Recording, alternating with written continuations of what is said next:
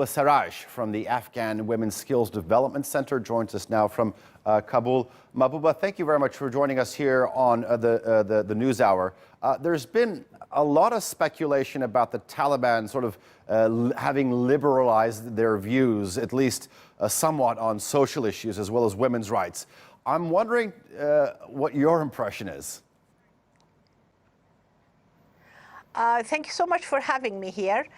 I believe that's one of those sayings, rumors that kind of flies around at times like this when a group of people are supposed to be accepted by the whole world, when actually the world knows what they are capable of doing towards women, and everybody actually saw that at the time when the Taliban were in power in Afghanistan. As far as the change is concerned, I really don't believe that that's what's happening, really, because even right now in one of the provinces of Afghanistan, in Faryab, actually the Taliban are in control of that area, and the way they are dealing, with the women, actually the women were told not to get out of their houses, even for shopping, without a male companion, mahram. And also, for going to see a doctor, the female were asked to take their husband with them. In other words, not even another woman can go and accompany them to go and see the doctor. To go and see a doctor, the women need to have their husbands with them. So this is, this is just the beginning. They are not even here officially, and this is what's happening. So, as far as the change is concerned, I really, seeing will be believing, and we just have to see what they're going to be doing. Your honestly. organization has I helped. don't think they have changed. Your organization has helped with the Afghan women gain many important steps. If the Taliban regain control of the country, what's at stake here? What rights of the Afghan women do they risk losing if the Taliban come back to power? Well, I mean, literally every single right that we have gained, they're going to be losing.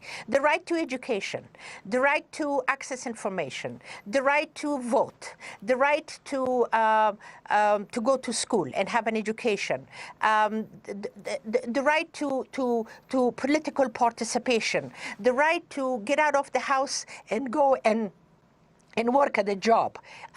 Every single one of these things. The right to go and seek help for their health needs. Every single one of these are going to be in danger. So every single thing that women have achieved throughout all of these years, is either going to be challenged, or they're going to make sure that they're going to lose it. So this is why it is so important that we are all standing, and we are all talking, and we are all writing, and we are all mentioning our red lines and mentioning what are the things that we really don't want to give up, and a few that I mentioned are those Mahbooba, red lines of the Afghan women. Mahbooba, despite a potential deal between the U.S. envoy and the Taliban, there have been multiple attacks going on in recent weeks. We just saw an attack yesterday in Kabul where there was an explosion near the U.S. Embassy as well as NATO buildings. We just saw one earlier today in a western province. This type of environment, this violent environment, how does it make women feel? And not only women, it makes everybody feel absolutely awful.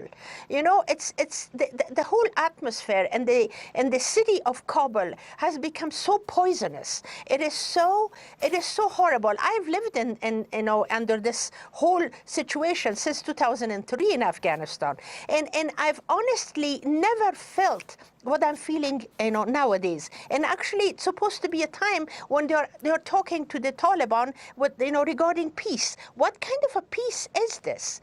We are being slaughtered, and what we really want, we want some kind of a ceasefire first. This way is not going to last. This is a lose-lose situation. It's not even a win-lose or win-win, or of course that's not. But this is a lose-lose situation. So I don't understand.